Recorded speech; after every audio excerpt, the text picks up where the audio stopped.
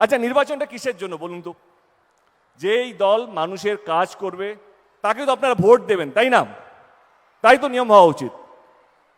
যেই সরকার কথা দিয়ে ভোটের আগে কথা দিয়েছে, ভোটের পর সেই কথাগুলো রাখছে, তাই তো ভোট পাবে, তাই না? 1959-এ মানসিং কমিটি একটা প্ল্যানের নাম দেয়, সেই প্ল্যানটা ছিল ঘাটাল মাস্টার প্ল্যান। এই ফাইলটা প্রত্যেকটা দপ্তর, প্রত্যেকটা সরকারের প্রত্যেকটা টেবিলে ছিল, কিন্তু কেউ এই ফাইলটা পাস করেনি। যিনি পাস করেছেন তার নাম হচ্ছে মমতা ব্যানার্জি। এবারে যেই দল যে কথা দিয়ে কথা রাখে, সে কেন জিতবে না? তাকে তো জেতানো উচিত। সে শুধু ভোট নিয়ে চলে যায়নি, সে আপনাদের পাশে থেকে আপনাদের কথা দিয়ে কথা রেখেছে।